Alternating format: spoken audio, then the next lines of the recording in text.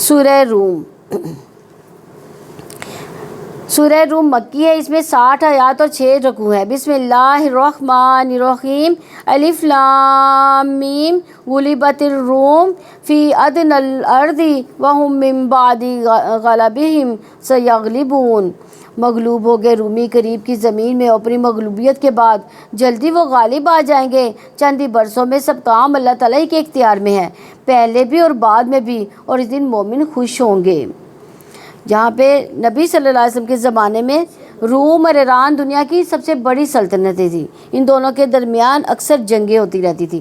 جیسے عام طور پر سپر پاور جو ہے آپس میں ٹسل چلتی رہتی ہے، آپس میں جھگڑے ہوتے رہتے ہیں. تو ایرانی جو تھے وہ مشرک تھے اور آگ کی پوجا کرنے والے تھے، اور رومی اہل کتاب تھے، اپنے آپ کو تورات انجیل کی طرف منسوب کرتے تھے. تو اہل فارس کی نسبت رومی مسلمانوں کے زیادہ قریب تھی. کیوں قریب تھے؟ اہل کتاب ہونے کی وجہ سے. کیونکہ وہ اہل کتاب تھے اس لیے مسلمان یہ چاہتے تھے کہ رومی ایرانیوں پر فتح حاصل کر لیں. کیونکہ مشرکین مکہ اہل فارس شرک میں شریک تھے، اس لیے مشرکین مکہ کن کی حمایت کر رہے تھے؟ ہاں، رومیوں پر اہل فارس کو فتح چاہتے تھے. رومیوں کو ایرانیوں یا اہل فارس کے خلاف جنگوں میں کامیابیاں حاصل ہوئی، لیکن مکمل فتح حاصل نہ ہوئی، بلکہ ایران سے ملک بعض رومی علاقے ایرانیوں کے قبضے میں آ گئے. اس پر مشرکین نے خوشیاں منائی، لیکن مسلمان اس فتح پر بہت رنجیدہ ہوئے. تو اللہ تعالیٰ نے مسلمانوں کو یہاں پہ خوشخبری دی، بلکہ اس کے ساتھ وعدہ بھی کیا کہ عن قریب رومی اہل فارس پر فتح حاصل کر لیں گے. لیکن چند سالوں میں، ان چند سالوں کی مدت 8-9 سالوں کی مدت تھی. تو کہا جاتا ہے کہ یہ فتح اس دن ہوئی جس دن مسلمان جنگ بدر میں کامیاب ہوئے تھے. یعنی وہ جنگ بدر کی کامیابی کی خوشی، اوپر سے ان کی خوشی. اور یہ ایک پیش گوئی تھی وَيَوْمَئِذٍ، اور جس دن رومی غالب آئیں گے، یعنی اس دن کیا ہوگا؟ مسلمان بھی خوشیاں منائیں گے.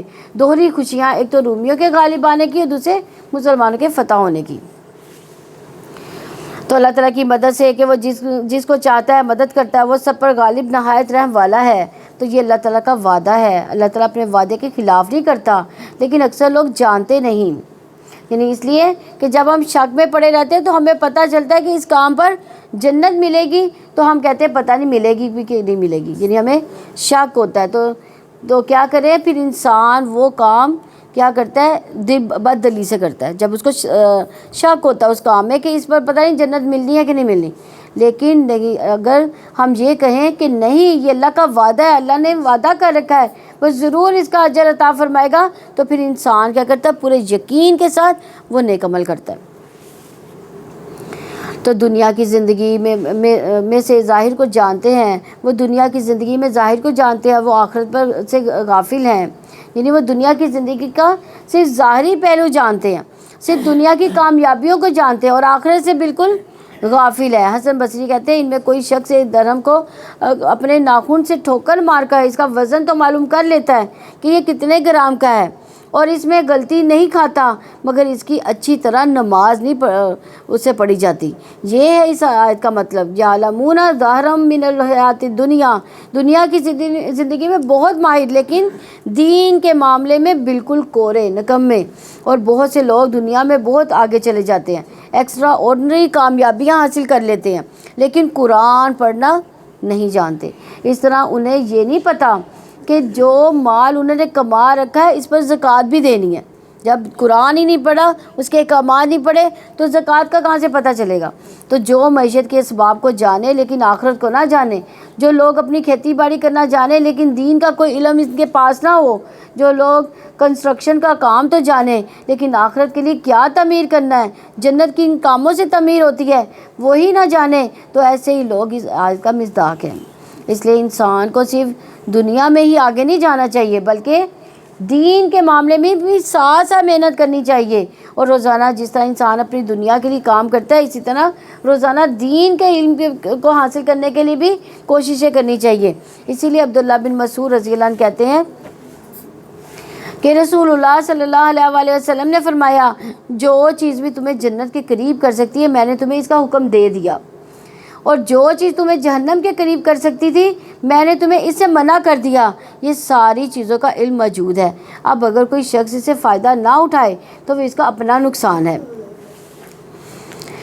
اور کیا انہوں نے اپنے آپ میں غور و فکر نہیں کیا کہ اللہ تعالیٰ نے آسمانوں اور زمین کو ان کے درمیان کو برحق مدت مقرر تک پیدا کیا، اور یقیناً بہت سے لوگ اپنے رب کی ملاقات کا یقیناً انکار کرنے والے ہیں۔ اور کیا وہ زمین میں چلے پھرے نہیں کہ وہ دیکھتے کہ ان سے پہلے لوگوں کا کیسا انجام ہوا؟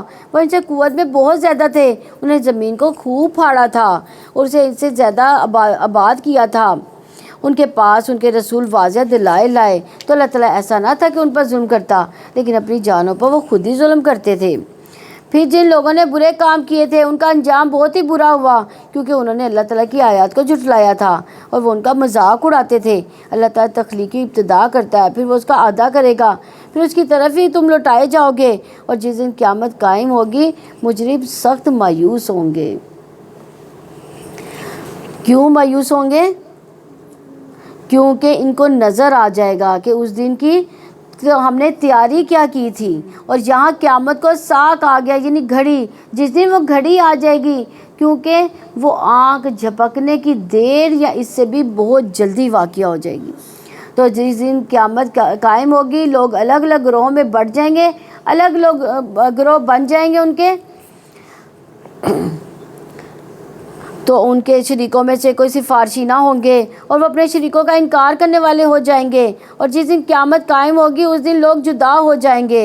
فَأَمَّا الَّذِينَ آمَنُوا وَعَمِلُوا الصَّالِحَاتِ فَهُمْ فِي رَوْضَةٍ يُحْبَرُونَ، اور جس دن قیامت قائم ہوگی اس دن لوگ جدا جدا ہو جائیں گے، مگر جو لوگ ایمان لائے جنہوں نے نیکیاں کی پس وہی عالی شان باغ میں خوش رکھے جائیں گے۔ اور وہ رہ گئے وہ لوگ جنہوں نے کفر کیا، ہماری آیات اور آخرت کی ملاقات کو جھٹلایا، تو یہی لوگ عذاب میں حاضر کیے جائیں گے۔ چنانچہ اللہ تعالیٰ کی ہی تسبیح ہے جب تم شام کرتے ہو اور جب تم صبح کرتے ہو، یعنی کب تسبیحوں کی اوقات بتائے گے؟ ہاں، صبح اور شام کی تسبیحات کیا ہیں؟ سبحان اللہ و بحمدہ، اور صبح شام کے اذکار۔ اور آسمانوں اور زمین میں سب تعریف اسی کے لیے ہے، تیرے تیسرے پہر کو، اور جب تم ظہر کرو وہ مردہ میں سے زندہ کو نکالتا ہے اور زندہ میں سے مردہ کو نکالتا ہے، وہ زمین کو اس کی موت کے بعد زندہ کرتا ہے، ایسے ہی تم بھی نکالے جاؤ گے۔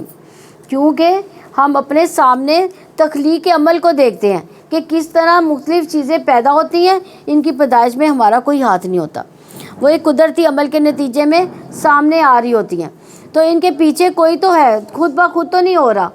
تو جو آج ان چیزوں کو بنا رہا ہے وہ کل بھی دوبارہ بنا لے گا، تو اس سے دلیل ملتی ہے قیامت کے آنے کی، جو امیدین کے قائم ہونے کی۔ اس لیے یقین رکھنا چاہیے، انسان کے ذہن میں کبھی شک آ ہی جاتا ہے، اسے شک نہیں کرنا، ایسا شک نہیں کرنا چاہیے۔ اگر کبھی شک آئے تو ایسے ہی دلائل سے غور کریں، اور یہ غور ہو ہی نہیں سکتا جب تک آپ قرآن کا مطالعہ ساتھ ساتھ نہ کریں، کیونکہ آپ کو یہ دلیل بھی بھول جائے گی کچھ دنوں میں کہ یہ بھی یاد رکھنی ہے، تو جب دوبارہ پڑھیں گے تو پھر یاد آ جائے گی کہ ہاں واقعی جس رب نے آسمانوں کو پیدا کیا جبکہ یہ پہلے کچھ نہ تھا، لیکن بہت سی چیزیں زمین سے ہمارے سامنے اگتی ہیں، نظر آتی ہیں۔ جیسے آپ دیکھیں انڈا کیا ہے، بے جان ہے، اس میں کہاں سے گوشت اندر سے پیدا ہو گیا، کہاں سے چوزا نکل آیا، ایک بے جان چیز نے جاندار کو کیسے پیدا کر دیا؟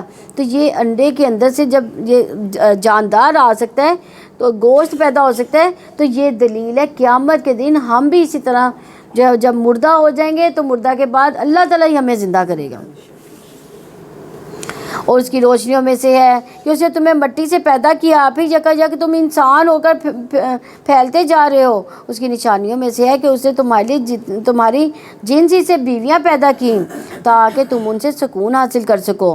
اس نے تمہارے درمیان محبت اور رحمت رکھ دی، بلا شبہ اس میں یقیناً لوگوں کے لیے بہت سی نشانیاں ہیں جو غور و فکر کرتے ہیں۔ آدم علیہ السلام کی تخلیق کس سے ہوئی تھی؟ مٹی سے ہوئی۔ یہ ایک نشانی ہے کہ اس نے تمہاری ہی جن سے تمہاری ہی بیویاں پیدا کی، یعنی حضرت حوا علیہ السلام حضرت آدم علیہ السلام کی پسلی سے پیدا کی گئیں، اور اس کے بعد عورتیں بھی آدم ہی کی اولاد ہیں، یعنی تمام عورتیں آدم علیہ السلام کی اولاد ہیں۔ اور پھر کیوں پیدا کی؟ تاکہ تم ان کے پاس سکون حاصل کرو۔ تو ازواج کا لفظ میاں بیوی دونوں کے لیے استعمال ہوتا ہے، تو دونوں کو اکٹھا ہونا اس کا پرائمری مقصد کیا ہے؟ ایک دوسرے سے سکون پاؤ، ایک دوسرے سے انس پیدا کرو، اسے تمہارے دل میں رحمت اور محبت پیدا کر دی۔ اور یہ بھی بہت حیران کن چیز ہے کہ دو بالکل اجنبی لوگ ہوتے ہیں، جو ہی نکاح کے رشتے میں بنتے ہیں دونوں کے درمیان ایک محبت پیدا ہو جاتی ہے جو کسی اور کے ساتھ نہیں ہوتی، اور انسان ایک دوسرے کی کیئر بھی کرتا ہے جو شاید کسی اور کی نہیں ہوتی۔ تو غور و فکر کرنے والوں کے لیے اس میں بھی نشانی ہے، اس رشتے میں بھی نشانی ہے، یعنی اللہ تعالیٰ نے جو تخلیق کیا انسان کو تو صرف ہڈیاں اور گوشت کا ڈھانچہ بنا کر اس میں خون نہیں دوڑا دیا، اس کے کچھ مسل ہی نہیں بنا دیے، بلکہ اس کے اندر دل رکھا، دل کے اندر جذبات رکھے اور جذبات کی تسکین کے لیے بھی سامان پیدا کیا، اس کے اندر جنسی خواہش رکھی اور اس خواہش کی تکمیل کے لیے پھر انتظام بھی کیا، بندوبست بھی کر دیا۔ تو یہاں پر میاں بیوی کی باہم محبت اللہ کی نشانیوں میں سے ایک نشانی قرار دے دی گئی کہ اللہ تعالیٰ نے ان کے درمیان سے محبت نہیں رحمت بھی ڈال دی۔ اور پھر آپ دیکھیے کہ رحمت کی وجہ سے انسان ایک دوسرے کی پھر کیئر بھی کرتا ہے، اور دیکھا جائے تو بہترین بیوی کون ہوتی ہے؟ جو شوہر کی کیئر کرے، اور بہترین شوہر وہ جو بیوی کی کیئر کرے۔ اس لیے ابن عباس رضی اللہ عنہ سے مروی ہے، نبی صلی اللہ علیہ وسلم نے فرمایا تم میں سے بہتر شخص وہ ہے جو اپنی بیویوں کے لیے بہت اچھا ہے۔ اور حسن بصری سے مرسلاً روایت ہے اللہ تعالیٰ کے نزدیک پسندیدہ وہ ہیں جو اپنے اہل و عیال کو، اپنے گھر والوں کو سب سے زیادہ نفع دینے والے ہیں۔ اسی طرح نبی صلی اللہ علیہ وسلم نے حضرت عمر بن عاص رضی اللہ عنہ کے سوال پر کہ آپ صلی اللہ علیہ وسلم سب سے زیادہ کس سے محبت کرتے ہیں، علی اللہ عنہ کیا کہا تھا؟ حضرت عائشہ رضی اللہ عنہ سے۔ تو اسے پتہ چلتا ہے بیوی کے لیے اگر دل میں محبت ہے تو اس کا ذکر کرنے، اظہار کرنے میں کوئی حرج نہیں۔ اس کے بارے میں حضرت عائشہ رضی اللہ عنہ کہتی ہیں کہ میں حیض کی حالت میں پانی پیتی اور برتن نبی صلی اللہ علیہ وسلم کو دے دیتی، آپ صلی اللہ علیہ وسلم اس جگہ سے پیتے جہاں سے میں نے پیا ہوتا، میں ہڈی کا گوشت کھا کر وہ ہڈی نبی صلی اللہ علیہ وسلم کو دے دیتی، آپ اسی جگہ سے کھاتے جہاں سے میں نے کھایا ہوتا، حالانکہ میں حیض کی حالت میں ہوتی تھی۔ تو اس سے ثابت ہوا ہے حیض کی حالت میں عورت کو کوئی اچھوت نہیں ہوتی۔ اور اسی طرح جو عورت شوہر سے محبت کرتی ہے اس کی بھی بڑی فضیلت ہے۔ نبی صلی اللہ علیہ وسلم نے فرمایا کیا میں تمہیں ان عورتوں کی خبر نہ دوں جو جنت میں ہوں گی؟ ہم نے عرض کیا ضرور ہے اللہ کے رسول صلی اللہ علیہ وسلم۔ آپ صلی اللہ علیہ وسلم نے فرمایا محبت کرنے والی زیادہ بچے جننے والی، جب اسے غصہ آئے یا اس کے ساتھ برا کیا جائے یا اس کا شوہر اس کے ساتھ غصہ یا ناراض ہو تو کہتی ہے میرا ہاتھ آپ کے ہاتھ میں، اور میں اپنی آنکھوں میں نیند کا سرما نہیں لگاؤں گی جب تک کہ آپ راضی اور خوش نہ ہو جائیں، یعنی شوہر کی دلداری کرنے والی، اس کو منانے والی۔ کیونکہ مردوں کے لیے باہر کی دنیا میں بہت سٹریس ہوتی ہے، پریشر ہوتے ہیں، جس کے لیے انہیں گھر آ کے سکون چاہیے ہوتا ہے، لیکن اگر بیوی بد اخلاق ہوگی پھر سکون اس کا کیا ہو جائے گا؟ غارت ہو جائے گا، اور گھر جہنم کا نمونہ بھی بن جاتا ہے۔ تو ایسے میں عورت کو سمجھنا چاہیے یہی چیز پھر باہم محبت کو مزید بڑھاتی ہے۔ اور دوسری طرف نبی صلی اللہ علیہ وسلم نے مومن مرد کو بھی تلقین کی کہ کوئی مومن کسی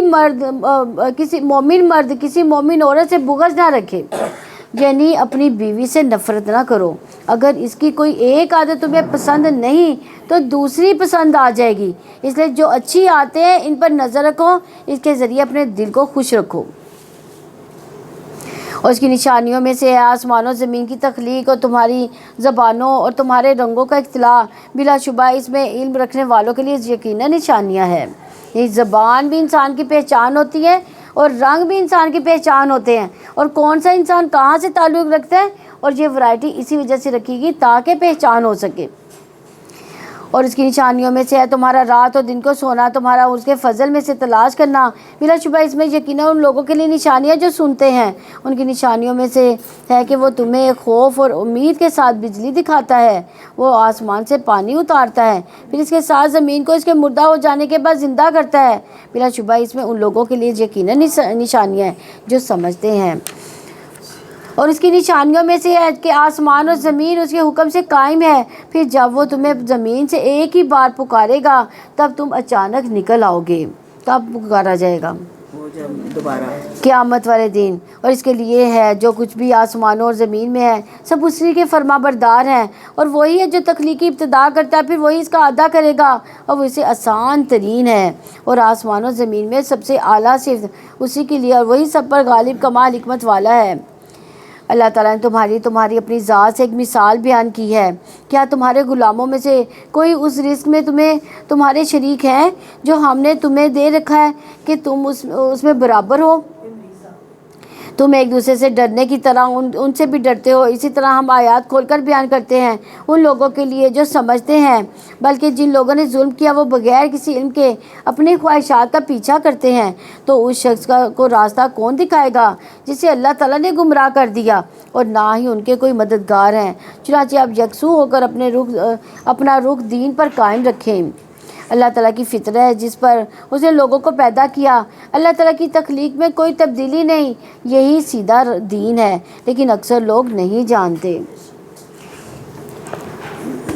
یعنی یہی فطرت الہی ہے جس میں اس نے لوگوں کو پیدا کیا. فاقم وجہ کا للذی حنیفہ، یعنی یہ دین انسان کے اندر رکھ دیا گیا، اس کی پروگرامنگ کر دی گئی. تو بات ہے کہ اس آیت سے ایک حدیث بھی پتہ چلتی ہے کہ ہر بچے کی پیدائش کس پر ہوتی ہے؟ دین فطرت پر، یعنی اصل دین پر ہی ہوتی ہے.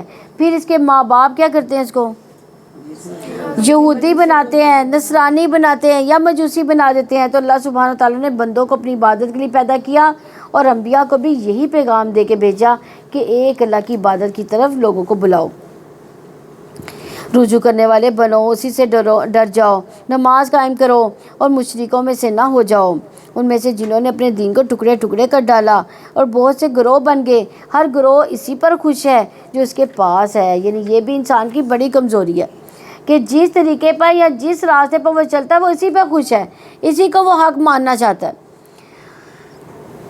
اور جب لوگوں کو کوئی تکلیف پہنچتی ہے وہ اپنے رب کو اسی کی طرف رجوع کر کے پکارتے ہیں. پھر جب وہ اپنی رحمت کا مزہ انہیں چکھاتا ہے تو اچانک ان میں سے گروہ اپنے رب کے ساتھ شریک ٹھہرانے لگتا ہے تاکہ ہم نے جو کچھ انہیں دیا وہ اس کی ناشکری کریں. تو تم مزے اڑاؤ کہ جلدی تم جان لو گے. کیا ہم نے ان پر کوئی دلیل نازل کی ہے؟ پھر وہ اس کے بارے میں بتاتی ہے جنہیں یہ اللہ تعالیٰ کے ساتھ شریک ٹھہراتے ہیں. یعنی شرک کرنے کی کیا دلیل ہے؟ کہ سوائے اس کے کہ اسے ماں باپ کی پیروی، مصیبت پہنچنے پر مایوس ہونے کے بجائے گناہ کو چھوڑنا ضروری ہے. مایوسی سے تکلیف دور نہیں ہوتی، نا امید ہونے سے، ہمت ہار دینے سے، فیڈ اپ ہو جانے سے تکلیف دور نہیں ہو سکتی، بلکہ کس سے ہوگی؟ تکلیف دور ہوتی ہے نافرمانیاں چھوڑنے سے، کہ انسان اللہ کی کوئی بھی نافرمانی نہ کرے. کیا یا ایسا گناہ کر رہا ہے تو اس کو چھوڑ دے.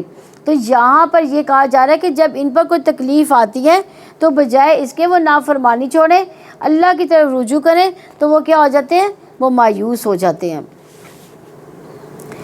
اور جب ہم لوگوں کو رحمت کا مزہ چکھاتے ہیں وہ اس سے خوش ہو جاتے ہیں. اور اگر ان کے اعمال کی وجہ سے جو انہوں نے آگے بھیجا انہیں کوئی برائی پہنچتی ہے تو یکایک مایوس ہو جاتے ہیں. اور کیا انہوں نے نہیں دیکھا کہ یقیناً اللہ تعالیٰ رزق کشادہ کرتا ہے جس کا چاہتا ہے اور تنگ کر دیتا ہے. بے شک اس میں ان لوگوں کے لیے یقیناً نشانی ہے جو ایمان لاتے ہیں. یعنی مالی اعتبار سے اپ اینڈ ڈاؤن زندگی میں ہوتے رہتے ہیں. یہ بھی انسان کو بہت کچھ سکھا جاتا ہے. یعنی جب آپ کی اچھی بھلی جاب ہوتی ہے اچانک چلی جائے، یا اس وقت آپ سوچتے ہیں کہ یہ میری کہاں غلطی تھی، میں نے کیا کوتاہی کی، مجھے اس جاب سے کیوں نکالا گیا، میری کون سی ویکنیسز تھی. اتنا زیادہ انسان اپنا محاسبہ کرتا ہے کہ عام حالات میں ایک نارمل روٹین میں اپنے بارے میں کچھ بھی نہیں سوچتا. جیسے آپ کا بزنس تھا، بہت اچھا تھا، اس میں کوئی نقصان ہو گیا کسی بھی طرح کا، تو جب رزق میں کمی آتی ہے تو انسان لازماً اللہ تعالیٰ کی طرف متوجہ ہوتا ہے. اور وہ توجہ دو طرح کی ہوتی ہے، ایک ہوتی ہے اللہ سے ناراضگی والی توجہ، یعنی اور دوسری ہوتی ہے اللہ کو راضی کرنے کے لیے. تو کچھ لوگ ایسے ہوتے ہیں کہ جب ان پر مصیبت آتی ہے تو اللہ سے ناراض ہو جاتے ہیں، اور کچھ لوگ اللہ کو راضی کرنے کی کوششیں کرتے رہتے ہیں. کیونکہ حدیث میں آتا ہے بعض اوقات بندے کو ایک رزق ملنا ہوتا ہے مگر اس کے گناہ کی وجہ سے اسے رزق سے محروم کر دیا جاتا ہے. تو ہمیں پتہ نہیں کہ ہم پر کوئی مشکل آئی تو کیوں آئی. ایسے میں انسان کو واپس اللہ کی طرف ہی پلٹنا چاہیے، اللہ کی طرف لوٹنا چاہیے. اس لیے ہر مصیبت میں کیا پڑھنے کو سکھایا گیا؟ انا للہ و انا الیہ راجعون، یعنی ہم اللہ کی طرف لوٹنے والے ہیں. اس کا مطلب یہ نہیں کہ ہم مر کر ہی جائیں گے، آپ بھی اللہ کی طرف واپس جانے کو، رجوع کرنے کو، یہ بھی لوٹنا ہی ہے. ہمیں ہدایت اگر اللہ تعالیٰ دیتا ہے، ہمیں مشکلات میں اگر اللہ کی طرف جھکنا آتا ہے، رجوع کرنا آتا ہے، تو یہ بھی اللہ کی طرف لوٹنا ہی ہے. چنانچہ رشتہ دار کو، مسکین کو، مسافروں کو اس کا حق دو۔ ان لوگوں کے لیے یہی بہتر ہے جو اللہ تعالیٰ کی رضا کا ارادہ رکھتے ہیں، اور یہی لوگ فلاح پانے والے ہیں۔ تو اس آیت سے پتہ چلتا ہے کہ رزق میں اضافہ ہو تو ان کا حق ادا کرو۔ نبی صلی اللہ علیہ وسلم نے فرمایا بے شک مسکین پر صدقہ کرنے کا ایک ثواب ہے، رشتہ دار پر صدقہ کرنے کا دگنا ثواب ہے، ایک صدقے کا اور دوسرا صلہ رحمی کا۔ اسی لیے نبی صلی اللہ علیہ وسلم نے فرمایا بے شک سب سے افضل صدقہ وہ ہے جو اس رشتہ دار پر کیا جائے جو پیچیدہ دشمنی رکھنے کی بنا پر تم سے اعراض کرے، تمہارا سامنا ہی نہیں کرتا، ملتا ہی نہیں، بات ہی نہیں کرتا، تو آپ کو پتہ چل جاتا ہے کہ اس کی ضرورت ہے، اس کو ضرورت ہے، تو آپ اس کی مدد کے لیے کچھ بھیج دیں جو آپ کو پوچھتا بھی نہیں ہے، کیونکہ یہی اصل میں کیا ہے، صلہ رحمی، یعنی وہ آپ سے بات بھی نہیں کر رہا، آپ سے کو مل بھی نہیں رہا، پوچھ بھی نہیں رہا آپ سے کلام بھی نہیں کرتا، لیکن آپ کیا کر رہی ہیں، اس کی مدد کر رہی ہیں۔ اس لیے زکوٰۃ بھی اللہ کے دیدار کی خاطر دیں کہ اللہ مجھے صرف تیرا چہرہ مقصود ہے، مجھے اور کچھ نہیں چاہیے۔ اللہ سبحانہ تعالیٰ اس کا اجر کئی گنا بڑھا دیں گے۔ زکوٰۃ ایک فریضہ ہے، تو دیکھا جائے تو ایک فرض کے ادا کرنے پر یہ اجر ہے، اور کئی گنا زیادہ اجر اس اخلاص کے اعتبار سے جو آپ کے اندر ہوگا۔ جیسے زکوٰۃ دینے کے فوائد دیکھے جائیں تو ایک زکوٰۃ دی تو زکوٰۃ ادا کرنے والوں کے نہ کوئی خوف ہوگا، نہ وہ غمگین ہوگے۔ کب؟ قیامت کے دن۔ زکوٰۃ مال کا شر اور وبال دور کرنے کا بھی ذریعہ ہے۔ زکوٰۃ صدیقین اور شہداء کے ساتھ رہنے کا بھی ذریعہ ہے، یعنی اگر ہم زکوٰۃ صحیح انداز سے دیتے ہیں تو کیا ہوتا ہے، ہمارا جو اٹھانا ہوگا قیامت والے دن صدیقین اور شہداء کے ساتھ ہوگا، جنت کے قریب اور جہنم سے دور لے جانے والا بھی عمل ہے یہ۔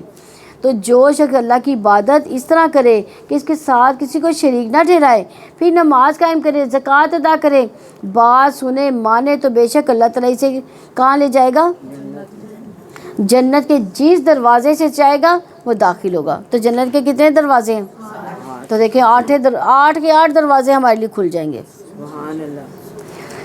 اور سود پر جو تم دیتے ہو تاکہ لوگوں کے مال میں اضافہ ہو جائے، سو وہ اللہ تعالیٰ کے نزدیک نہیں بڑھتا، اور جو تم زکوٰۃ سے دیتے ہو اللہ تعالیٰ کی رضا کا ارادہ کرتے ہو، تو یہی لوگ ہیں جو کئی گنا بڑھانے والے ہیں۔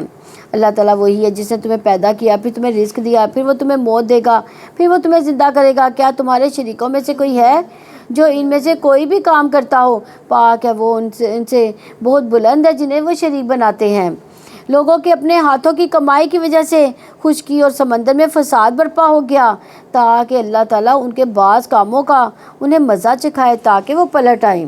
تو یہاں انسان کے اپنے اعمال کی وجہ سے کیا ہوا، خشکی اور سمندر میں فساد ظاہر ہو گیا، یعنی دنیا میں بھی انسان کو اپنے اعمال کا بدلہ ملتا ہے، کیونکہ جب خشکی اور سمندر میں فساد ہوتا ہے تو نتیجہ کیا ہوتا ہے، جیسے سمندر میں شکار کم ہو گیا، مچھلیاں کم ہو گئی، سمندری جانور مرنے لگے، کاروبار میں گھاٹے پڑتے ہیں پھر، اور بزنس ڈاؤن ہوتا ہے، اور پھر اسی طرح خشکی پر بھی جب امن و امان خراب ہوتا ہے تو لوگوں کی طرح طرح کے نقصانات ہوتے ہیں۔ اب آپ دیکھیں کہ یہ چیز کتنی اہمیت پکڑ گئی کہ انسان نے اپنی یہ زیادتیوں پر اسراف کی وجہ سے فضا اور ماحولیات کے اندر بہت بڑی خرابی پیدا کر دی، جس کا نتیجہ بھی خود اسی کو بھگتنا پڑ رہا ہے۔ پھر اسی طرح برے اعمال اوورال بھی فضا متاثر۔ حضرت عائشہ رضی اللہ نے ایک بار حضرت صفیہ رضی اللہ عنہ کے بارے میں کہی تھی کہ آپ صلی اللہ علیہ وسلم نے فرمایا کہ تم نے ایسا کلمہ کہا کہ سمندر میں ڈال کر گھلایا جائے تو سمندر کڑوا ہو جائے، یعنی اتنی شدید بات کہہ دی۔ اور انہوں نے کیا کہا تھا، انہوں نے کہا تھا کہ حضرت صفیہ کا قد چھوٹا ہے، اتنی سی بات۔ تو نبی صلی اللہ علیہ وسلم نے کیا کہا، انہوں نے کیا فرمایا تھا کہ یہ اتنی کڑوی بات ہے کہ سمندر کے پانی میں ملائی جائے تو وہ پورا پانی کو کڑوا کر دے۔ تو ہم اتنے تبصرے کرتے ہیں لوگوں کے بارے میں، کسی کی ناک چھوٹی، کسی کی ناک بڑی، کسی کا کان ادھر، اور بولنے کے انداز اور حقیر سمجھنے کے انداز، ایسے لوگوں سے ہمیں کیا کرنا چاہیے، پھر ایسی باتوں سے پرہیز کرنا چاہیے۔ ان چیزوں سے فساد پھیلتا، لڑائیاں اور جھگڑے ہوتے ہیں۔ مثلا اگر آپ کسی کو اس کے رنگ یا شکل یا قد کا تانا دیتے تو کیا ہوتا ہے، اس شخص کے دل میں آپ کی قدر ختم ہو جاتی ہے، اور پھر یہ فساد کا باعث بنتا ہے۔ اسی طرح حدیث میں آتا ہے جب لوگ ناپ تول میں کمی کرتے ہیں تو انہیں قحط سالیاں، سخت تکلیفیں، بادشاہوں کے ظلم دبوچ لیتے ہیں۔ جب کسی قوم میں بدکاری عام ہوتی ہے، وہ اعلانیہ اس کا ارتکاب کرتے ہیں، تو اس میں طاعون اور مختلف بیماریاں جو ان کے پہلوں میں نہیں تھیں وہ پھیل جاتی ہیں۔ اسی طرح جو زکوٰۃ نہیں دیتے، آسمان سے بارش کا نزول نہیں ہوتا، پھر وہ بند کر دیا جاتا ہے۔ آپ کہہ دیں زمین میں چلو پھرو، دیکھو کہ اس سے پہلے لوگوں کا کیسا انجام ہوا، ان میں سے اکثر مشرک تھے۔ بس آپ اپنا چہرہ دین کے لیے سیدھا قائم رکھیں، اس سے پہلے کہ اللہ تعالیٰ کی طرف سے وہ دن آئے جس کا ٹل جانا نہیں ہے۔ اس دن وہ الگ الگ ہو جائیں گے، جس نے کفر کیا تو اس کا کفر اسی پر ہے، اور جس نے نیک عمل کیا تو اپنے لیے سامان تیار کر رہے ہیں، تاکہ اللہ تعالیٰ اپنے فضل سے ان لوگوں کو جزا دے جو ایمان لائے، جنہوں نے نیکیاں کی۔ یقیناً وہ کافروں سے محبت نہیں کرتا، اور اس کی نشانیوں میں سے ہے کہ بشارت دینے والی ہوائیں بھیجتا ہے، اور تاکہ وہ تمہیں اپنی کچھ رحمت کا مزہ چکھا دے، اور تاکہ کشتیاں اس کے حکم سے چلیں، اور تاکہ تم اس کا کچھ فضل تلاش کرو، اور تاکہ تم شکر گزار بنو۔ یعنی اس آیت سے پتہ چلتا ہے کہ ہوا بھی اللہ تعالیٰ کی نشانیوں میں سے نشانی ہے، اور اللہ ہی سے چھوڑتا ہے۔ اس لیے اگر تیز ہوا کچھ اڑا کر لے جائے تو اسے کوئی برا بھلا نہیں کہنا چاہیے۔ رسول اللہ صلی اللہ علیہ وسلم نے فرمایا ہوا اللہ کی رحمت ہے۔ تو ایک صحابی نے کہا ہوا رحمت بھی لاتی ہے؟ آپ نے فرمایا اللہ کی ہوا رحمت اور عذاب بھی لاتی ہے، جب اسے دیکھو تو اسے برا نہ کہو، بلکہ اللہ سے خیر کا سوال کرو اور شر سے پناہ مانگو۔ ایک اور حدیث میں آتا ہے کہ ہوا کو لعن طعن نہ کرو، کیونکہ یہ تو اللہ کے حکم کی پابند ہے۔ جس نے کسی ایسی چیز پر لعنت کی جو اس کی مستحق نہ ہو تو وہ پلٹ کر اسی پر آتی ہے جو لعنت بھیج رہا ہوتا ہے۔ تو یہ حقیقت ہے، جہاں ہوا اللہ کی رحمت ہے وہاں لوگوں پر عذاب بھی لاتی ہے۔ بہرحال عام طور پر روزمرہ ہوا چلتی ہے تو اس کے کیا ہوتے ہیں، بڑے فائدے ہوتے ہیں، اور بلا شبہ یقیناً ہم نے آپ سے پہلے بھی رسول ان کی قوم کی طرف بھیجے تھے، پھر وہ ان کے پاس واضح نشانیاں لائے تھے، تو ہم نے ان سے انتقام لیا جنہوں نے جرم کیا۔ مومنوں کی مدد کرنا ہم پر لازم ہے۔ اللہ تعالیٰ وہ ہے جو ہوائیں بھیجتا ہے، تو وہ بادل اٹھاتی ہیں، پھر وہ جس طرح چاہتا ہے انہیں آسمان میں پھیلا دیتا ہے، انہیں ٹکڑوں میں تقسیم کر دیتا ہے۔ چنانچہ آپ بارش کو دیکھتے ہیں کہ ان کے درمیان سے نکل رہی ہے، پھر وہ اپنے بندوں میں سے جس پر چاہتا ہے بارش برساتا ہے، تب وہ بہت خوش ہوتے ہیں۔ یعنی یہ سارا منظر ہم دیکھتے ہی رہتے ہیں کہ ہوا چلتی ہے تو بادل آتے ہیں، پھر بادل اکٹھے ہوتے ہیں، پھر بارش برستی ہے، پھر بندے خوش ہونا شروع ہو جاتے ہیں۔ کیوں ہوتے ہیں؟ فضا دھل جاتی ہے، ہر چیز نکھر جاتی ہے، اور اس سے فائدے ہی فائدے ہیں۔ اور دوسری طرف جب ہوا تکلیف لاتی ہے تو توبہ کرنے کی بجائے ناشکری کرنے لگ جاتے ہیں۔ حالانکہ بلا شبہ اس سے پہلے کہ ان پر برسائی جائے، اس سے پہلے ہی یقیناً وہ مایوس تھے۔ چنانچہ آپ اللہ تعالیٰ کی رحمت کے آثار دیکھیں کہ کس طرح وہ زمین کے مردہ ہو جانے کے بعد اسے زندہ کرتا ہے۔ بلا شبہ وہ مردوں کو یقیناً زندہ کرنے والا ہے، وہی ہر چیز پر پوری قدرت رکھنے والا ہے۔ اور یقیناً اگر ہم ہوا بھیج دیں پھر وہ کھیتی کو زرد پڑی ہوئی دیکھیں تو اس کے بعد یقیناً وہ ناشکری کرتے رہ جائیں۔ پس یقیناً آپ مردوں کو نہیں سنا سکتے اور نہ ہی بہروں کو سنا سکتے ہیں جبکہ وہ پیٹھ پھیر کر لوٹ جائیں، اور نہ ہی آپ اندھوں کو کبھی ان کی گمراہی سے ہدایت دینے والے ہیں۔ آپ کسی کو نہیں سنا سکتے ان کے سوا جو ہماری آیات پر ایمان لاتے ہیں، چنانچہ وہی اطاعت کرنے والے ہیں۔ اللہ تعالیٰ وہ ہے جس نے تمہیں کمزوری سے پیدا کیا، پھر اس کمزوری کے بعد تمہیں قوت دی، پھر قوت کے بعد کمزوری اور بڑھاپا بنا دیا۔ وہ جو چاہتا پیدا کرتا ہے، اور وہی سب کچھ جاننے والا، پوری طرح قدرت رکھنے والا ہے۔ یعنی بچپن میں انسان کیا ہوتا ہے؟ کمزور ہوتا ہے، جوانی میں کیا ہو جاتا ہے؟ طاقتور، بڑھاپے میں پھر بچے کی طرح ہو جاتا ہے۔ وہ جیسے چاہے پیدا کرتا ہے، وہ سب کچھ جاننے والا، قدرت رکھنے والا ہے۔ تو ایک وقت آتا ہے کہ انسان جو کچھ کھاتا ہے وہ جسم کو لگتا ہی چلا جاتا ہے، اور انسان اسٹرانگ ہوتا جاتا ہے۔ بچہ جیسے بچہ ہے، بچے جو بھی کھاتے ہیں وہ بڑھتے ہی چلے جاتے ہیں، طاقتور ہوتے رہتے ہیں، پورے جوبن پر آ جاتے ہیں۔ پھر کچھ عرصہ جوانی سے فائدہ اٹھاتے ہیں، وہی کچھ کھاتے ہیں لیکن اب جسم قبول کرنے سے انکار کرتا ہے، وہی غذا کھاتے ہیں لیکن انسان کمزور ہونا شروع ہو جاتا ہے۔ ایکسٹرا وٹامن اور یا پلز وغیرہ کھا کر بھی انسان سے چلا نہیں جا رہا ہوتا۔ پھر ایک وقت آتا ہے کہ وہ پلز کام کرنا چھوڑ دیتی ہیں، جسم بھی کام کرنا چھوڑ دیتا ہے، انسان بالکل بے بسی کے عالم میں پہنچ جاتا ہے، جس میں وہ نہ اپنے کھانے پر قادر ہے، نہ کھایا ہوا جسم سے باہر لانے پر قادر ہے۔ تو اللہ سبحانہ تعالیٰ سب کو ایسی عمر سے محفوظ فرمائے۔ لیکن ہمیں یہ نشانی یاد رکھنی چاہیے کہ یہ اللہ کی نشانیوں میں سے ہے۔ اس کا بھی کوئی مقصد ہے کہ انسان اپنی حقیقت پر غور کرے کہ کسی تکبر میں مبتلا نہ ہو، اور یہ یاد رکھے کہ اصل طاقت کس کی ہے؟ اللہ تعالیٰ کی، اللہ رب العزت کی ہے، جس نے ایک ہی کھانے اور پانی کو انسان کے لیے قوت کا ذریعہ بھی بنایا اور پھر بعد میں کمزوری کا ذریعہ بھی۔ اور جس دن قیامت قائم ہوگی مجرم قسمیں کھائیں گے اور وہ ایک گھڑی کے سوا نہیں ٹھہرے، اسی طرح وہ بہکائے جاتے ہیں۔ یعنی اسی طرح وہ دنیا میں بھی غلط اندازے لگایا کرتے تھے، دنیا میں آخرت کے بارے میں ان کو یقین نہیں تھا، اور آخرت میں جا کے دنیا کے بارے میں ان کے اندازے غلط ثابت ہوئے۔ اور جن لوگوں کو علم اور ایمان دیا گیا وہ کہیں گے کہ اللہ تعالیٰ کی کتاب میں تو بلا شبہ یقیناً تم اٹھائے جانے کے دن تک ٹھہرے ہو، تو یہ اٹھائے جانے کے دن ہے لیکن تم جانتے نہ تھے۔ تو اس دن جن لوگوں نے ظلم کیا ان کی معذرت فائدہ نہ دے گی، اور نہ ہی ان سے معافی مانگنے کے لیے کہا جائے گا۔ اور بلا شبہ یقیناً ہم اس قرآن میں لوگوں کے لیے ہر قسم کی مثالیں بیان کر چکے، اور یقیناً اگر آپ ان کے پاس کوئی معجزہ بھی لائیں تو جن لوگوں نے کفر کیا وہ ضرور کہیں گے کہ تم یقیناً باطل پرست ہو۔ کذالک یطبع اللہ علی قلوب الذین لا یعلمون، اسی طرح اللہ تعالیٰ ان کے دلوں پر مہر لگا دیتا ہے جو نہیں جانتے۔ فاصبر ان وعد اللہ حق ولا یستخفنک کالذین لا یوقنون، یقیناً اللہ تعالیٰ کا وعدہ سچا ہے اور آپ کو وہ لوگ ہرگز ہلکا نہ پائیں جو یقین نہیں رکھتے۔